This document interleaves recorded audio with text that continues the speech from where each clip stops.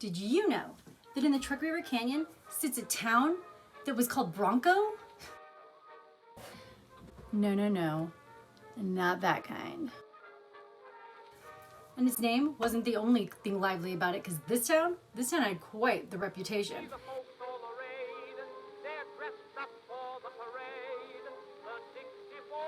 Let's learn a little history about the area first, shall we? This little tale of ours starts the way most of these tales start, and that's with gold. Because you see, even though there wasn't a lot of gold found in the Truckee River Canyon, there was gold at Bronco. Good gold, too. You're just wasting your time, son. Why, I wouldn't go on one of them wild goose chases for all the gold in the world. No siree, Bob. They found gold in the gulch. Gold? And true to the times, people flocked to the area with gold in their eyes and mining in their hearts.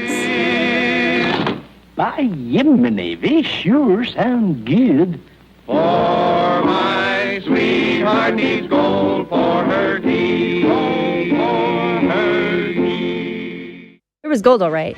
It just didn't quite pan out, literally, because there wasn't enough gold. Gold? Don't make me laugh.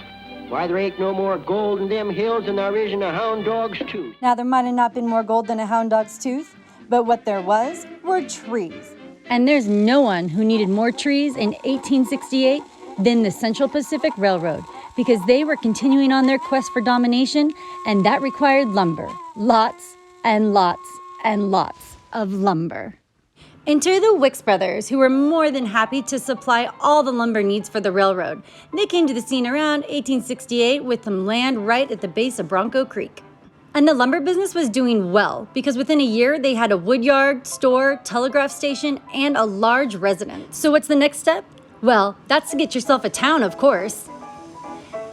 And in 1872, they officially had a post office and became Bronco, Nevada. Did I just hear that right? You sure did. I said Nevada. Because, you see, the state line was actually moved in 1867. They what? They moved the state line.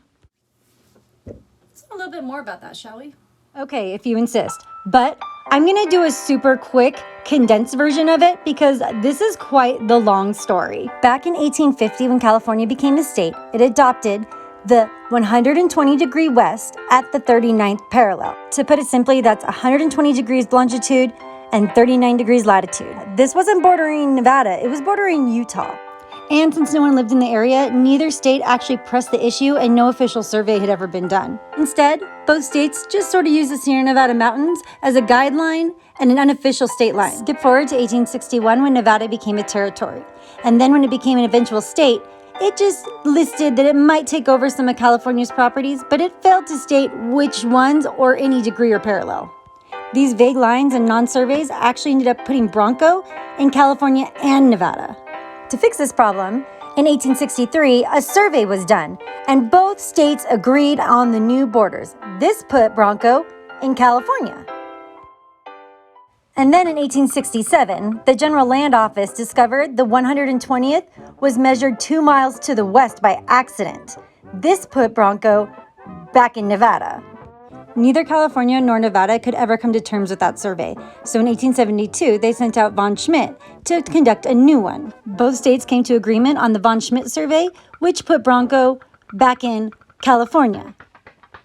However, the post office was established in October of 1872, and the new line wasn't accepted until November. So for 1 whole month, the Bronco post office sat in Nevada.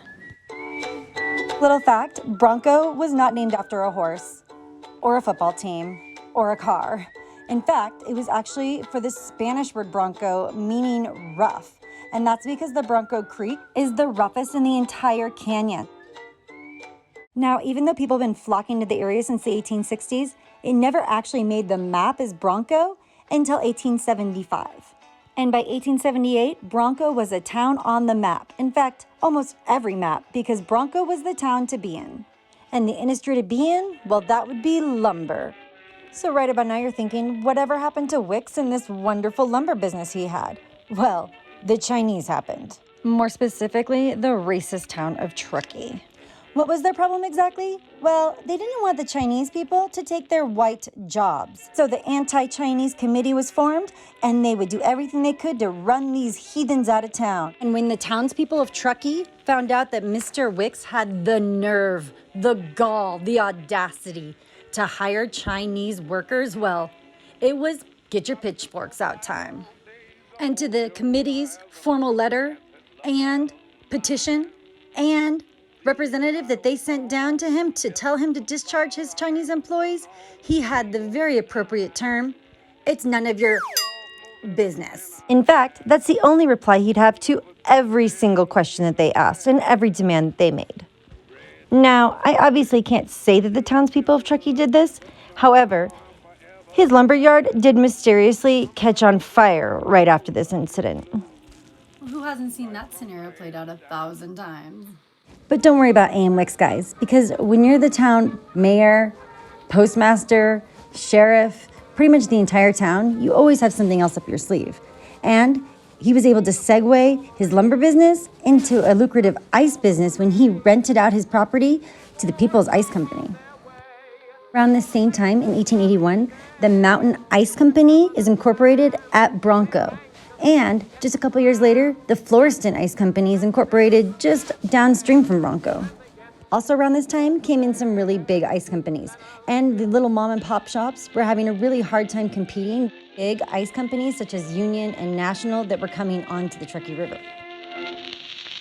Never one to let big corporation back him down, Wicks decided to go ahead and incorporate 3 new independent ice companies determined to make it on the river.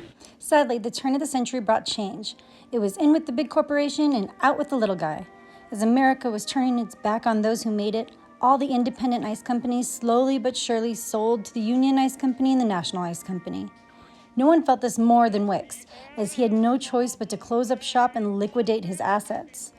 And without old man Wicks and his businesses around to keep the town afloat, one by one everybody moved to where the jobs were.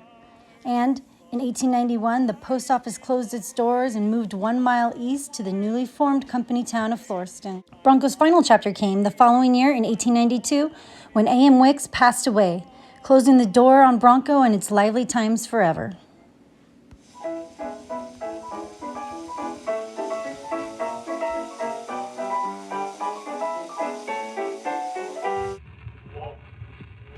We're standing here at what was Bronco. Bronco went down from Bronco Creek till about right here. The train station sat back here. Train is bound for glory, this train, my Lord. This train is bound for glory, this train, my Lord. This train is bound for glory, all who ride you must be holy, Lord, Lord, Lord, Lord. There's a land that is fairer than day, and by faith we can see the far. For the Father waits over the way to prepare us a dwelling place there in the sweet by and by. We shall meet on that Got Bronco Creek way down here behind me. in the sweet by and by. We shall meet on that beautiful shore. Stay tuned next week when we go on an adventure together. We go find some crystals, hang out at the state line, and possibly see whatever happened town of Verdi.